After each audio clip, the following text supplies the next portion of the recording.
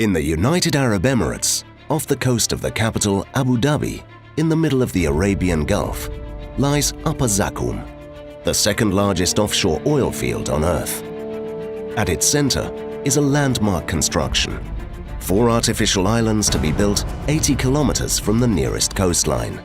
If built, these islands will be the furthest offshore islands man has ever made. Why would any nation attempt such a feat? They needed to meet increasing global energy demands by increasing oil production by over 25% in the Upper Zakum field in a safer and more efficient way. Their endeavor to build 4 islands within a hostile environment of an operational oil field miles from the mainland, whilst battling the oceans and tackling the threat of earthquakes, is a near impossible task. It was like landing a 747 on a busy highway. This is the story of the engineers and thousands of crew risking their lives at sea in a race against time to rearrange nature itself.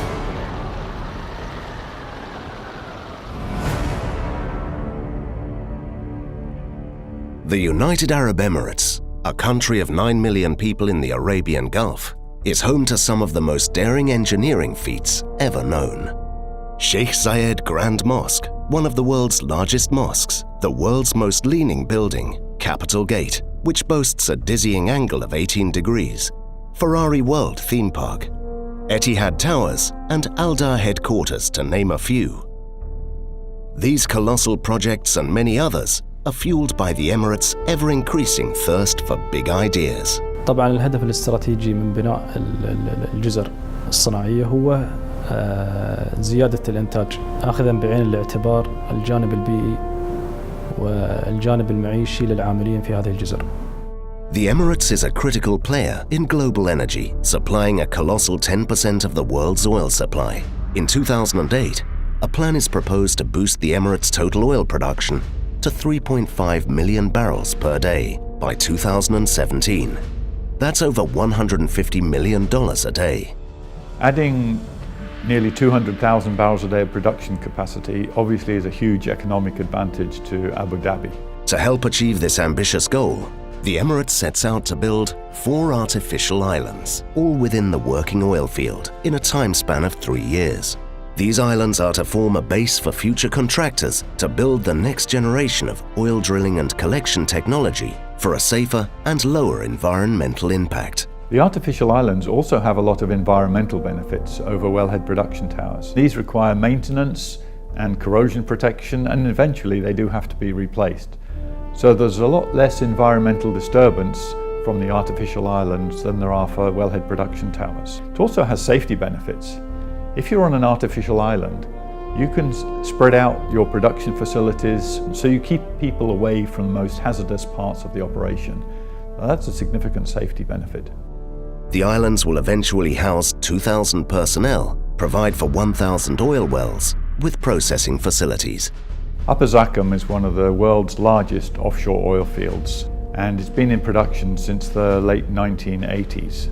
The existing Upper Zakum oil field covers an area of 120 square kilometers, over 13 times the size of Manhattan Island, New York, where the 4 new islands are to house all of this in just under 1.7 square kilometers. All pipes from the existing fields will be rerouted to the islands, centralizing the collection points and increasing efficiency. The entire project is estimated at $15 billion US. Even by the Emirates standards, this is an ambitious undertaking, especially during the global financial crisis. The construction of artificial islands is always full of complications, and with the added challenge of being so far away from the mainland, logistics becomes an integral part of the challenge. Working within an existing oil field, one mistake could mean a global environmental disaster, so choosing the right team is critical. After careful consideration, the enormous project is given to the National Marine Dredging Company, a UAE company that specializes in land reclamation. NMDC won the contract for Upper Zakum through ADNOC. And ADNOC, they have very specific process and very strong aggressive assessment for the bidders. With previous projects including the Corniche Beach, Abu Dhabi, Mangrove Channels, Al Maria Island, among many others. Al Maria Island was a large area to build, although as it was connected to the shore, machinery and materials were easily accessible, whereas Upper Zakum is 80 kilometers from the coast.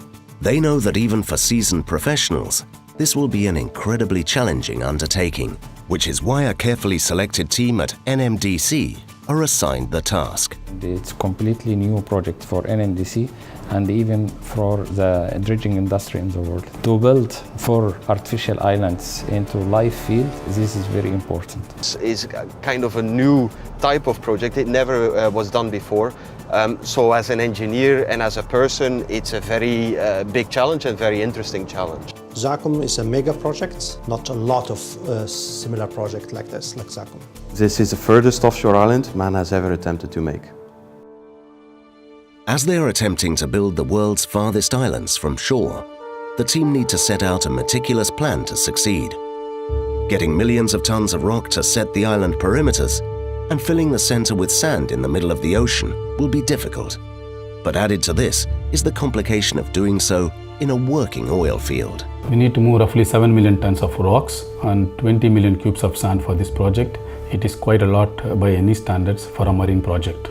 It's really dangerous to work inside a live oil field and to build up 4 artificial islands. It's really hard and challenging. The regulations in an oil field are always very strict. The problem with the regulations is that they're actually built for normal oil field operations, and that meant that certainly in the beginning we had to build up a lot of confidence between us and the client and to convince them that we are operating in a very safe manner. Heating a pipeline, for example, and having an environmental disaster will be really the worst case scenario.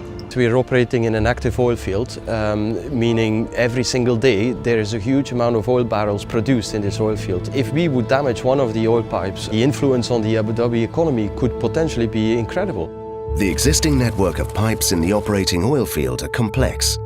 There's an intricate web of pipelines that extract oil and send it back to the mainland.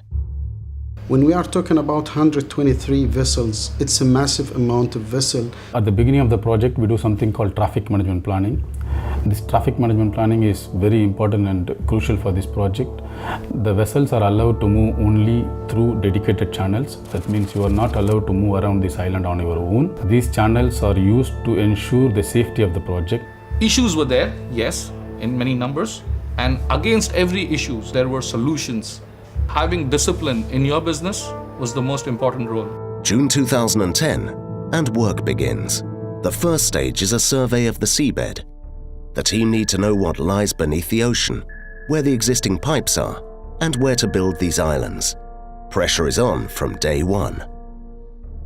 The client, which is Zakum, have done extensive feasibility studies about the location of the island. They have considered something called the reservoir engineering, the location of the oil, how deep is the oil. بناء على دراسات هندسية تفصيلية في بداية المشروع، تم اختيار مواقع الجزر الأربعة بعناية بحيث تحقق الأهداف المرجوة في مرحلة التنفيذ والتشغيل. The location of the islands were chosen in relation to the biggest oil deposits and the most accessible ones. At the early stage of the project, we started first with the conceptual design, and after that we prepared something called preliminary design, and based on the approval of the preliminary design we defined this section to be tested in laboratories in UK and Denmark. With the dangers and challenges in front of them assessed, a specialist team builds a scaled-down version of the island in laboratory conditions to ensure the island will withstand the forces of nature. At first, the testing of the natural perimeter rock protection fails, as the rock size required is larger than what is available in the region. So we now have to find an alternative solution to make it stronger. With more testing, the solution was to use precast concrete armor units. After rebuilding a cooled model using the blocks, they have a working model. Now they have to replicate this in full scale and hope everything goes as planned. If NMDC overrun their May 2014 deadline, it will have huge knock-on implications. The next contractors would start their work late, and the new oil gathering infrastructure would not be able to increase capacity to keep up with the required supply. It could cost billions of dollars if the team does not deliver 4 workable islands on time and on budget. You have to perform, you really have to finish your key milestones in time, finish this part of the island, because the next contractor is already waiting to start. To deliver the first island on time is very important and crucial for us, because this island is in critical path and the subsequent island completion is dependent on this island completion. The most important milestone that the team have to reach is to get the first island operational. If they can house personnel, station machinery and store supplies on one of their islands in the Zakum oil field, their lives will get exponentially easier and the project will move forward more quickly. It is crucial to reach this stage as early as possible. The first step to reaching this milestone is the construction of the island's rock perimeter and breakwater protection. Being 80 kilometers from shore, personnel are ferried from the mainland during early phases of construction. That's a grueling 6 hours travel time, and with bad weather, work halts regularly, slowing progress. They desperately need the shelter of the breakwater to moor the accommodation barge on the first island for the project to really progress. The breakwater is a long arm of rocks that is exposed to the harsh sea. Not only does it shield the island from waves and currents of the ocean, but it also shelters the harbour area and protects vessels accessing the islands. This is especially important during stormy weather. If there's no breakwater, there is no protected island. This island in bad weather will not be here for a long time, and the structures that will be built on it will not last very long. To build the breakwater, the team needs millions of tons of rocks. The good news is that the quarry supplier Stevin Rock is one of the largest limestone quarries in the world. The bad news is that it's 250 kilometers away from the islands. Their logistics plan has to be tight. You have to make sure that everything is being timed well from the arrival here to the transport and getting it on your site. Rocks weighing between 3 and 6 tons are delivered from the quarry to ports and then distributed via ships and barges to Zakum. With changing weather conditions and seas daily, the waters of the Persian Gulf has its challenges.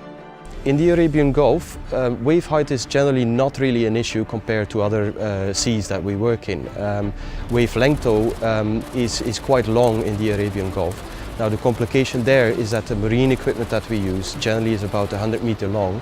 Now once the wavelength becomes longer than 100 meters, then you cannot stabilize your equipment, and that means that you have to stop working.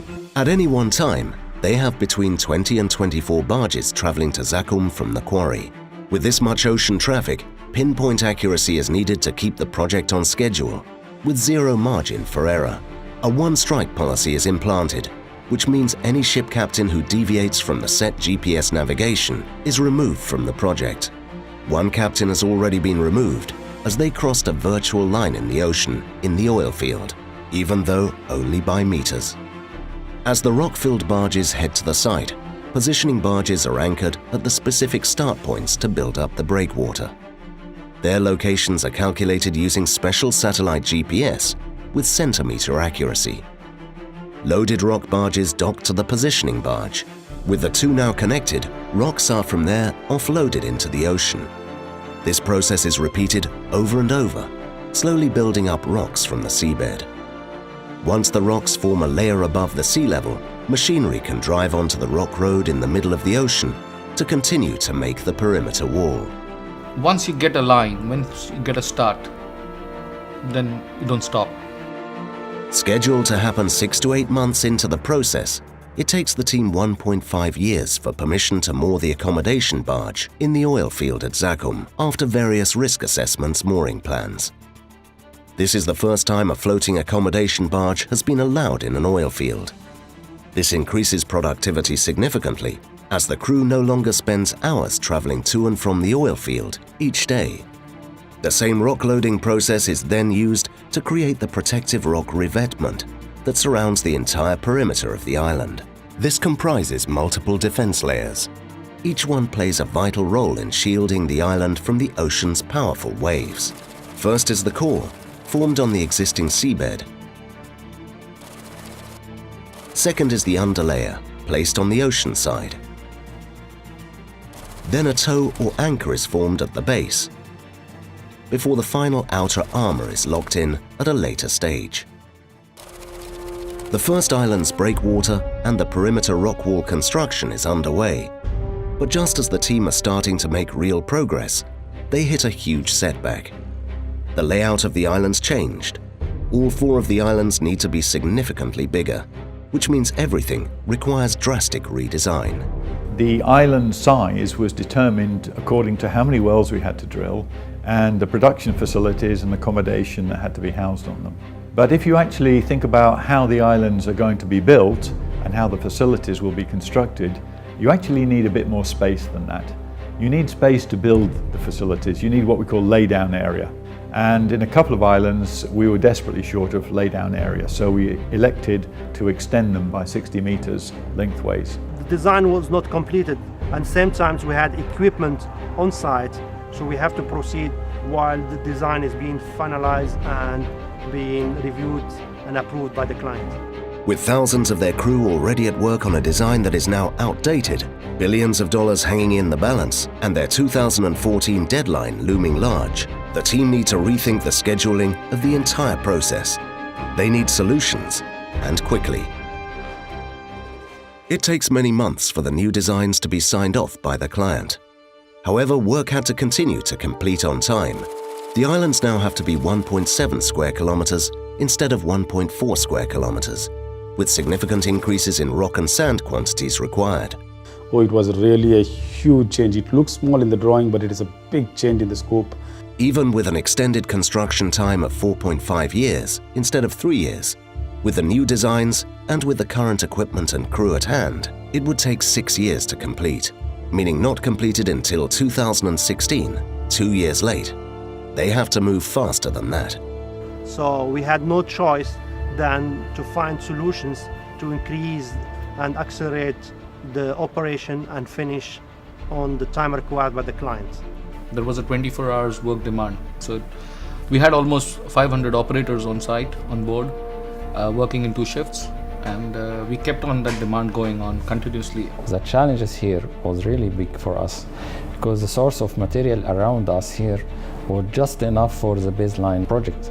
But now with revised design, the quantities comes huge. The biggest impact of the revised schedule is a massive increase in demand for rock material.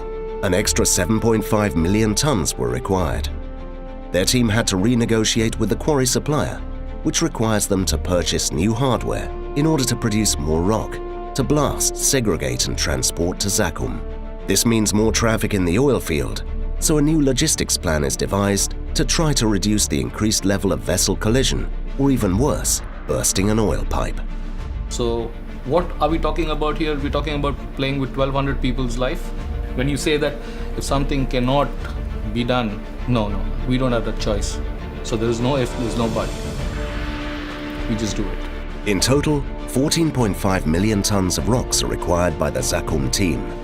That's nearly 2 million tons more than the pyramids at Giza, or the same weight as 72,000 jumbo jets. We've got the new designs in place now. We've already increased a lot of our resources, but we still have a very long way to go before we complete the job. The team has completed the major components of the breakwaters and rock perimeter in line with the new island designs. The islands are 23% complete. After speeding up rock supply, they now need to start moving the sand. The crew has now reached the stage where they can start to build the landmass of the islands.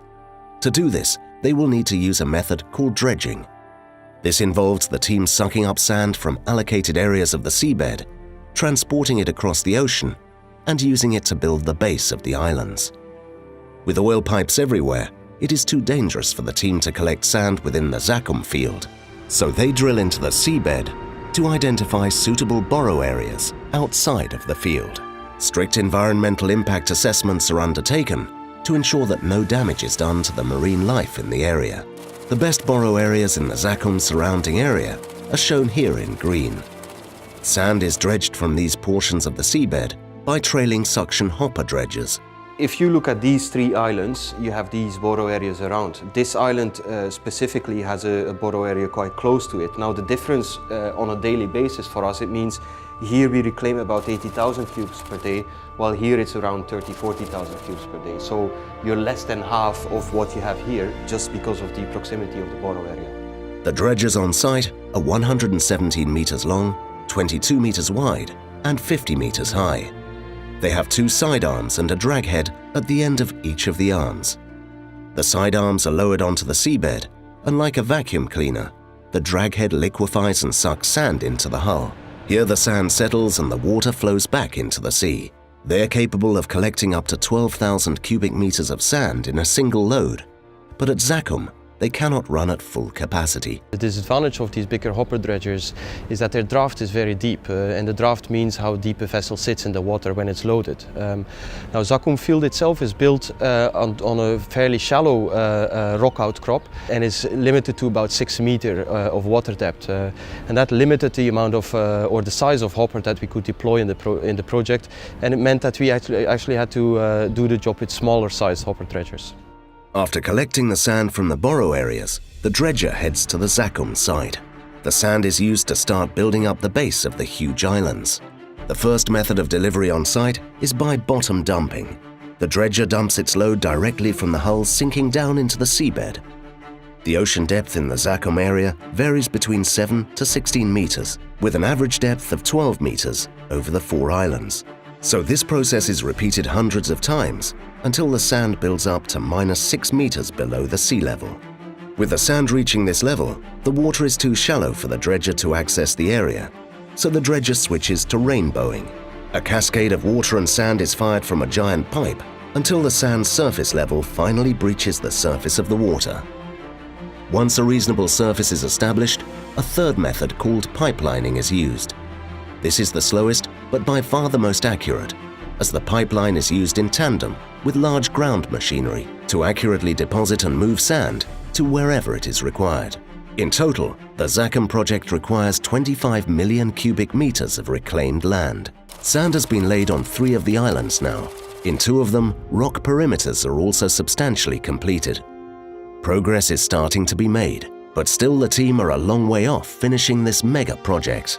Building a project so far offshore means that your people have to stay offshore for long periods of time.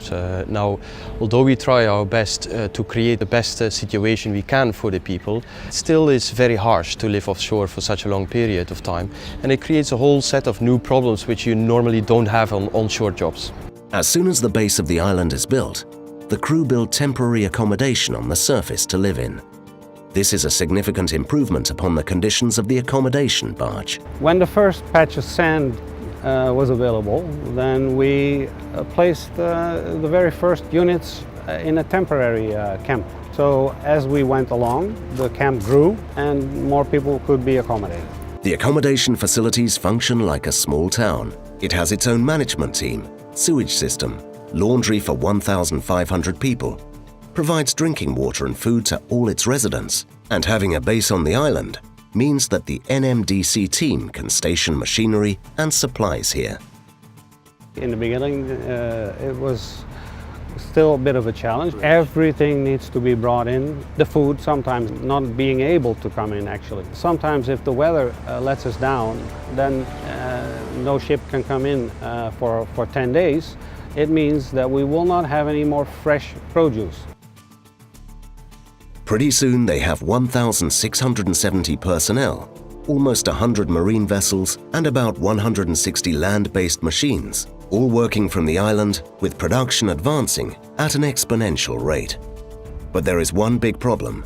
In its current state, the island is extremely vulnerable to a potential danger that could destroy all the progress they've made and risk sending the island back beneath the sea. The danger of being hit by an earthquake. The Zagos fault line, which runs through Iran, poses a genuine threat to all structures in the upper Zakum oil field. Earthquakes are common along the Zagos line, and some can be very destructive. Protection against seismic activity is a major consideration for the NMDC team when building the Zakum Islands. Recently an earthquake was felt in Dubai and in Abu Dhabi, and we are somewhere halfway on the sea in the middle, and you feel it here as well, so there is a certain risk of it. In loose earth, seismic activity causes denser particles to fall and lighter ones to rise. In moist sand, this means the sand particles sink, while water particles rise to the surface. This can cause liquefaction of the surface. So without protecting against this, a severe earthquake could cause the islands to liquefy, potentially resulting in them disappearing back beneath the waves. The sand could create quicksand, and you could have instability, and you could have a collapse of soils. Another consideration is the necessary construction of oil infrastructure on the islands. The loose sand had to be treated so that it's safe to build on. This process is called vibrocompaction. Vibrocompaction works by sinking a large rod 20 meters into the ground that then vibrates. The vibrations cause the sand particles to rearrange and become more densely packed.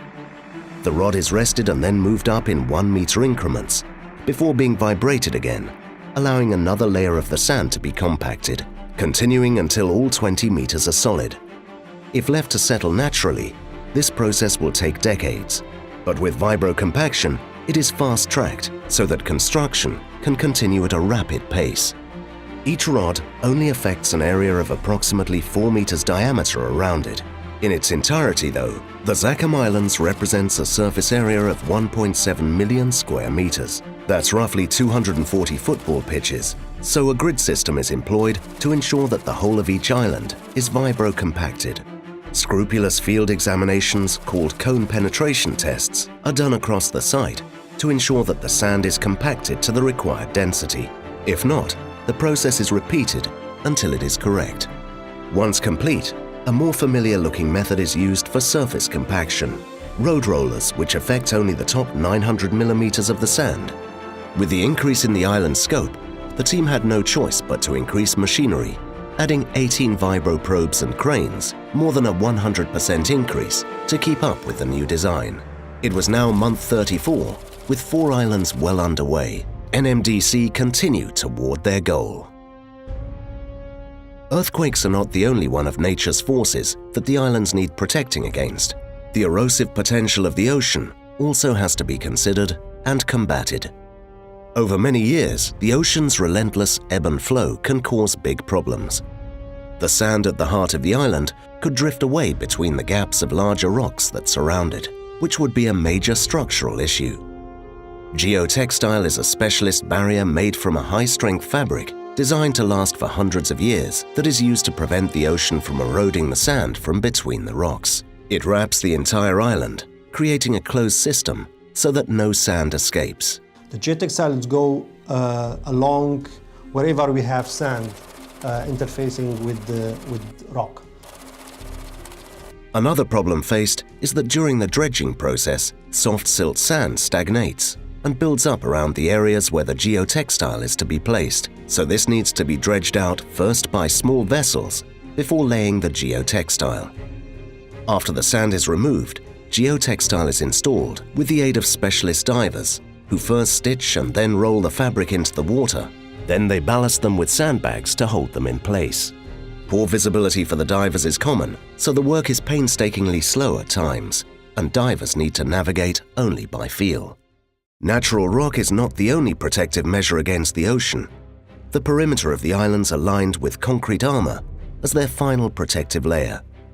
These huge X-shaped blocks dissipate the force of every wave that hits them. The largest rocks available from local quarries are only 3 to 6 tons, which are too small for use at the edge of the islands. Over time, the sea would comfortably dislodge rocks of this size, so instead, 10-ton concrete blocks are used. The armor rock material secures the breakwater and the island. It makes sure that if any waves attack during bad weather, the whole island stays stable. So the gray one is the core. So we have here the underlayer, then we have here the toe and the apron, and then we have again the armor at the low side. With the new design, in total 83,000 pieces of concrete armor are required at Zakum. 200 units are cast every day for 415 days on the mainland, so they too need to be transported to the site via barges. They cannot be cast on site, as storage is limited, and the lead times mean that the batching is required months before there's enough space on site. 383,000 cubic meters of concrete is required, 53,000 cubic meters, more than was used to build the Burj Khalifa, the world's tallest building. The design is so meticulous that every one of the 83,000 units has its own coordinate. The concrete blocks are positioned using cranes that have specialist attachments. They're guided by infrared cameras and assisted by specialist divers. Placing each one in the exact position takes precision and time from the crane operators, with each of the 83,000 units taking on average 10 minutes. If you look at X-blocks or you look at acropods and you have many types of concrete armor units, they have a very strange shape. Now that shape is an engineered shape, and it's let's say a balance between withstanding the ripping forces of the waves, attacking the island, as well as the waves withdrawing from the island. Month 41, and the team are nearing completion. They need to step up the pace. Despite having protected the land from the forces of nature, the team's biggest battle is yet to come. They are still behind schedule and need to brainstorm a smarter and faster way to build the final section to complete the islands, the harbours. 3 of the islands have 1 harbour, and the middle larger island has 2 harbours. The quay walls required to be built total 1,450 metres. 3 of the island's harbours are built the traditional way. That is to build the 10-metre high concrete wall underwater, assisted by specialist diving teams. This process takes 6 months to complete each quay wall.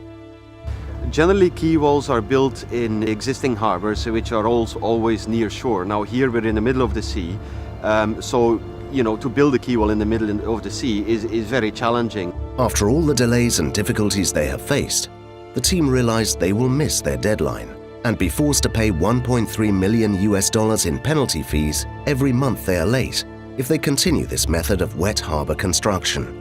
A real breakthrough is needed, and the team feel the pressure like never before.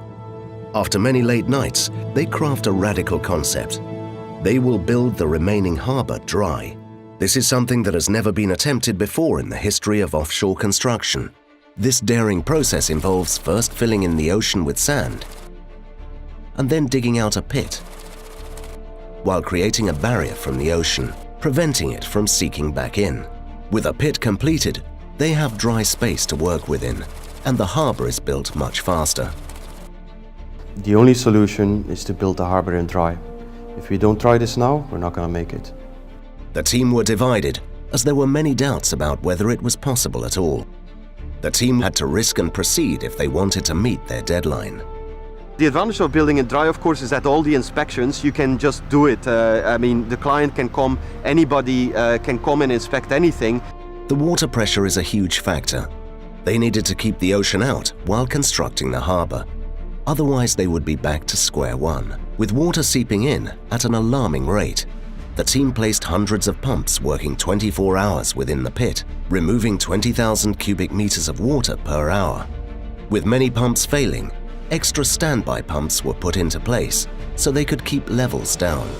Despite all the pumps, water could only be reduced 3 meters below sea level, whereas 10 meters was needed. Water was pouring in at a rate too fast to remove to continue with the current method. Shall we decide to go back to original methodology or proceed with dry methodology? But now there is no time. With the team and the client worried, the client Zakum gave the team an ultimatum to reduce the water to a safe level in 30 days and place the first quay wall block by the 16th of October 2013, or change back to traditional method of wet construction, which would have been a disaster for the team, adding 6 months of time to the project. When you want to build a dry basin in the middle of the ocean, you have the seawater outside, which is the ocean level. You have a sand bund in between, and then you want to draw down the water till 10 meters below the ocean level. Because of the restrictions, let's say, on the island, on the size of the island, we were limited in the amount of sand we could put between the basin and the ocean. If your sand is loose, basically your water can flow quite freely through the sand. If you compact the sand becomes denser and you get more friction and the water, let's say, flows slower. One of the first solutions we had is to compact the sand. So we basically increased the friction in the sand bund, but that wasn't enough. With a few days to go, the team needed a solution. They have a breakthrough idea: to install an additional sheet pile wall, large sheets of metal between the ocean and the pit. The only other solution you have is to create a physical barrier, which creates like a waterproof membrane between, inside your bund, and then the water can't pass through. A crane lifts and hammers the metal sheets down into the sand to the required depth of 12 meters. They managed to reduce water levels to the required safe level only 2 days before the deadline. Now key wall installation continues until completed. The final stage is to remove the sand barrier and let the ocean back into the harbour. It's a unique operation, it's never been done before. It was a perfect, beautiful thing to see it happening like that. If it wouldn't have worked, we would have had a massive problem. This huge risk and feat of daring ingenuity paid off. It accelerated the construction, and they caught up to the schedule set by the client, all while working in the middle of the Arabian Gulf. Their fight against time and challenge to rearrange Mother Nature was a success, thanks to the ingenuity and dedication of 2,143 NMDC personnel. The team triumphed in a once-in-a-lifetime project to build 4 artificial islands, the furthest distance from the mainland in the history of human engineering. A project like this doesn't come along every day, and for, let's say, the people that were involved in the project, especially executing a project like this in a successful way, I mean, every single person has to be proud about the achievement, because this is not, this is very special. There's no reference line to these kind of things. Before it was only water, now we see 4 artificial islands working. It's really a big achievement for myself as an engineer and also for NMDC as a company. It was a tremendous challenge, given the location in the Upper Zakum field, given the distance from shore. All these are a tremendous challenge in terms of the scale of operation, much bigger than had ever been attempted before in this part of the world. And if you look at the islands today, I think NMDC can be really proud of what they built. The result of such a project and the impact on the economy is significant. It also changes the way that people look at oil fields now, because you're not talking about the standard steel structures anymore, but you're really changing the concept of how to explore the oil in the sea. The future will change because of this project, because it's the first of its kind. I feel myself proud that I learned a lot from this project, and I earned so many good friends in this industry, and I'm proud of that. طبعا فخور جدا بإكمال المشروع ولله الحمد في موعده المحدد، الذي يعكس من وجهة نظري تفاني وخبرات فرق العمل التي عملت في المشروع، سواء من جانب فريق الإشراف الهندسي أو مقاول المشروع الرئيسي. This is the first time to have that done in our industry by someone. Today we feel so proud that we have gone all the way deep in the ocean, in between the rigs, the mother oil field, and we have built this island.